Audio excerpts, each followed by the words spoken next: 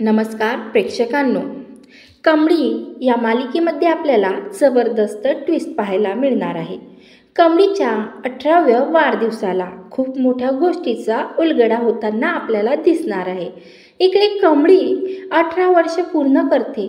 ज्या वेळेला कमळीची 18 वर्ष पूर्ण होतात आणि त्याच वेळेला इकडे सरूला विचार करायलाच लागतं, काही झालं तरी मला माझ्या कमळीची या वेळेला भेट घेतलीच पाहिजे, कारण कमळीला मी आता माझ्यापासून दूर ठेवू शकत नाही आहे. आजच्या दिवसाला माझी आणि कमळीची भेट होणं आवश्यक आहे. आणि असं म्हणतं की आता इकडे कमळीची भेट घेण्यासाठी तडफडत असते. तर त्याच वेळेला कमळीला सुद्धा वाटतं आज माझी आई माझ्याजवळ असली पाहिजे. आणि फायनली आता इकडे कमळी आणि आई यांची भेट होणारच. पण आता 18व्या वाढदिवसाला ज्यावेळेस आता इकडे असतो त्यावेळेला अन्नपूर्णाने खूप योजना केलेली असते. अन्नपूर्णाने आता आपल्या नातीचा 18वा वाढदिवस म्हणजे तिला माहिती असतं की तिची नात कधी जन्माला आलेली आहे. तर त्या नातीचा आज 18वा वाढदिवस आहे. त्यासाठी ती राजनला सांगायला लागते, राजन आज आपण देवळामध्ये खूप मोठ्या पूजेचं आयोजन करतोय आणि या पूजेचं आयोजन करत असताना 18व्या वाढदिवसाला माझ्या नातीसाठी मला भरभरून दान करायचं आहे. आणि काही झालं तरीसुद्धा मी या वेळेला कोणताही हात आकडता घेणार नाही. माझी नात जिथे कुठे असेल तिथे सुख समृद्धी आणि ऐश्वर्य नांदू दे आणि लवकरात लवकर मला मिळू दे. यासाठी मला आता महाअभिषेक करायचा आहे. मग ज्या देवळामध्ये आता इकडे कमळीच्या 18व्या वाढदिवसासाठी ज्या वेळेला आता अन्नपूर्णाने खूप मोठा दानधर्म करायचं ठरवलेलं असतं, त्याच मंदिरात आता इकडे आलेली असते ती म्हणजे सरू. आपल्याला कमळीची भेट घेत शोध घेत सरू आता इकडे आलेली असते. खरं तर सरू ऋषीच्या मदतीने इथपर्यंत पोहोचलेली असते. ज्या वेळेला सरू आता ऋषीच्या मदतीने इथपर्यंत पोहोचते, तिनं फक्त ऋषीला सांगितलं असतं की मला कमळीला एक झलक पाहिजे आहे. कमळीची एक झलक पाहण्यासाठी मी आता गावावरून इकडे आलेली आहे. आणि ज्या वेळेला ऋषी आता कमळीला घेऊन तिकडे आलेला असतो, पाठमोरा कमळी आपल्या आईला पाहते आणि म्हणजे आई मला न भेटताच तू इथून निघून जाणार होतीस का? त्यावर आता इकडे सरू आपलं मन रोखू शकत नाही. सरूला आता मात्र खूपच भरून येते आणि सरू आपल्या मुलीची भेट घेते. त्यावर कमळी सांगायला लागते, आई मला न भेटता चाललीच होती का तू? यावरती ती म्हणते, नाही ग पोरी, तुझ्याच 18व्या वाढदिवसाला मी आता तुला भेटायला आले होते. तोपर्यंत इकडे ती सांगायला लागते, आई खरं सांगू का, तर मला ना इतका आनंद झाला ना की तू मला भेटायला आली. म्हणजे मला असं वाटत होतं सकाळपासून की आज माझा वाढदिवस आहे आणि आज माझी आई माझ्याजवळ नाही आहे आणि त्यामुळे मला खूपच वाईट वाटत होतं. पण तू सगळ्यावरती मात करून माझ्यापर्यंत पोहोचलीस. खरंच आई मला किती छान वाटतं म्हणून सांगू तुला. असं म्हणत ती आता इकडे आपल्या आईला बिलगते आणि हुंसाहुंशी रडायला लागते. तोपर्यंत अन्नपूर्णाने इकडे खूप मोठा दानधर्म केलेला असतो आणि अन्नपूर्णा सांगते माझी नात जिथे कुठे असेल तिला आता सुख समृद्धी ऐश्वर्य नांदू दे. काही झालं तरी सुद्धा तिच्यावरती कोणतंही संकट नको येऊ दे. आणि सगळ्यात महत्त्वाची गोष्ट म्हणजे माझी नात मला लवकरात लवकर मिळू दे. आता तिला आणि माझी भेट घडव, बस झालं देवा, माझा अंत नको पाहू आता. असं आता अन्नपूर्णा देवाला प्रार्थना करते आणि देवाचा खूप मोठा अभिषेक मंदिरामध्ये करते. तर आज 18 वर्षाची माझी नात आहे. 18 वर्षात माझ्या नातीला जर का माझ्यासमोर आता तू नाही आणलंस तर माझं आता काही खरं नाही आणि मी या सगळ्यामध्ये खरंच आता स्वतःला अजून त्रास करून घेऊ इच्छित नाही. असं म्हणत असताना इकडे आता नियतीचा चमत्कार घडतो प्रेक्षकांनो. ते म्हणजे ज्या वेळेला सरूने कमळीला सांगितलेलं असतं आपण तुझ्या हातून अभिषेक घालूया, जसं आपण गावाला घालतो तसा. आज माझी खूप इच्छा आहे की मी नेहमी तुझ्या वाढदिवसाच्या दिवशी देवाला अभिषेक करतो, आजसुद्धा मला करायचा आहे. तुझा 18वा वाढदिवस हा माझ्यासाठी खूप स्पेशल आहे. पण त्याच वेळेला मग आता ती तोपर्यंत तिकडे आता राजन येतो आणि तो आता कमळीला म्हणायला लागतो, कमळी अगं बरं झालं तू आज इकडे आलीस.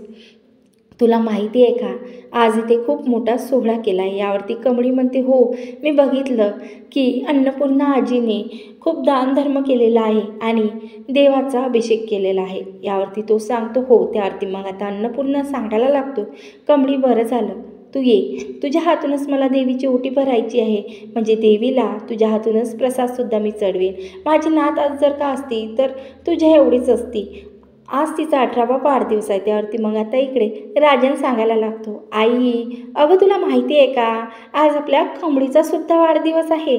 मग मात्र आता इकडे अन्नपूर्णाला वेगळी शंका यायला लागते आणि ती सांगते, बाळा आज कशी काय तू या मंदिरामध्ये आलीस.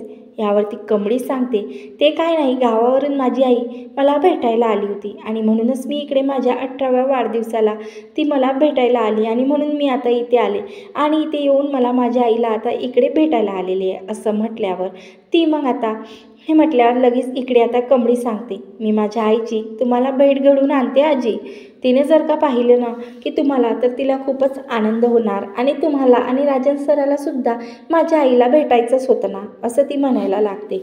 बरं हे सगळं झाल्यावर ती मग आता अन्नपूर्णा कमळीच्या हातून म्हणजेच आपल्या नातीच्या हातून आता इकडे पूजा वगैरे सगळं करून घेते आणि कमळी आता आपल्या आईला बोलायला जाते. तोपर्यंत इकडे आता सांगत असते अन्नपूर्णा की खरंच देवा, काही झालं तरीसुद्धा या कमळीसारखीच माझी नात असू दे. विचारते हिच्या आईने जे काही संस्कार केले तसेच संस्कार आता इकडे माझ्या नातीवर माझ्या सुनेने केले असतील का, हा सुद्धा विचार आता अन्नपूर्णाला आलेला असतो. तर मला या कमळीसारखीच नात पाहिजे असं म्हणत असताना ती थोड्या वेळासाठी असं देवाला मागते. कसं काही योगायोग असू शकतो की कमळी आणि माझ्या नातीचा वाढदिवस एकाच दिवशी, हा फक्त योगायोग आहे की अजून काही, असं आता ती विचार करायला लागते. आणि त्याच वेळेला इकडे राजन कमळीला शोधायला जातो. अन्नपूर्णा सांगते, राजन कमळीला शोधून आण बरं, कारण मला इथे पूजा करण्यासाठी कमळीची आवश्यकता आहे. असं म्हटल्यावर तो आता कमळी शोधतो. तोपर्यंत कमळी आणि तिच्या आईची गळाभेट चालू असते बरं का. हे सगळं पाहिल्यानंतर मग आता राजनचा खूप मोठा त्याला धक्का बसतो आणि राजनला धक्का बसतो आणि राजन या सगळ्यामध्ये आता इकडे विचार करायला लागतो की गौरी आहे माझी गौरी इथे कशी काय आली, गौरी गौरी असं म्हणत आता तो. आणि हे सगळं समोरचं दृश्य पाहिल्यावरती अन्नपूर्णा तिकडे येते. राजन काय आहे यावरती राजन सांगायला लागतो, आई गौरी. त्यावरती मग गौरी हादरते आणि तिकडून आता पळून जायला निघते. पण त्याच वेळेला राजन तिला थांबवते. थांब, तुला कमळीची शपथ आहे. कमळीची शपथ दिल्यावर ती मग आता गौरी कुठेच जाणं शक्य नसतं. गौरी तिथेच थांबते आणि त्याच वेळेला मग आता देवी आईच्या कृपेने तिकडे अन्नपूर्णा येते. अन्नपूर्णा आल्यावरती मग आता अन्नपूर्णा लगेच तिला थांबवते आणि राजन सांगते, आई हे गौरी आणि कमळी असं म्हटल्यावरती ती मग आता सगळ्या गोष्टीचा उलगडा झालेला असतो. कमळी हे सगळं पाहत असते आणि त्याचं वेळेला तो सांगत असतो, गौरी गौरी तू का मला सोडून गेली होतीस. कमळी हे सगळं पाहत्याने कमळीला धक्का बसतो. गौरी सांगते, मी जर का इथून गेले नाही तर मला या सगळ्यामध्ये खूप मोठा फटका बसेल. मुळातच मी आता इथे थांबतच नाही. माझ्या मुलीचा जीव मला गमवायचा नाही आहे. त्यावरती आता ती कमळीला सांगते, मी निघते. पण कमळीची शपथ घालून राजाने तिला थांबवायला अन्नपूर्णामध्ये, थांब, तू माझी सून आहेस. माझी सून अशा प्रकारे इथून कुठेच आणि कशीही जाऊ शकत नाही. मला सत्य कळल्याशिवाय तुला इथून मी पाठवू देणार नाही. मला काय सत्य आहे हे सगळं सत्य समजलं पाहिजे. असं म्हटल्यावरती मग मात्र आता इकडे खूप मोठा धमाका करते. इकडे खूप मोठा सत्याचा उलगडा झाला आहे आणि राजांनी आता अन्नपूर्णाने आपल्या गौरी आणि कमळी या दोघींचाही स्वीकार केला आहे. 18व्या वाढदिवसाला खूप मोठं सत्य तर समोर आले, पण त्यानंतर कामिनीने जे काही कारस्थान केलं, ज्याच्यामुळे आता इकडे म्हणजे गौरीने हे वेश धारण केला आहे किंवा सरू म्हणून नाव घेतलं आहे आणि ती कामिनीच्या लपून सिद्ध टेकला राहते. याच कारणानं ती राजनला सुद्धा भेटलेली नाही आहे आणि कमळीला मारण्याचा कसा प्रयत्न झाला आहे हे सगळं आता मात्र येणाऱ्या भागातच करणार आहे. किंवा हे कामिनीचं कट कारस्थान राजनच्या समोर कसं येणार पाहणं फारच रंजक आहे. त्यासाठी व्हिडिओला लाईक करा. चॅनलवरती नवीन असाल तर जरूर सबस्क्राईब करा. धन्यवाद. जय गजानन माऊली.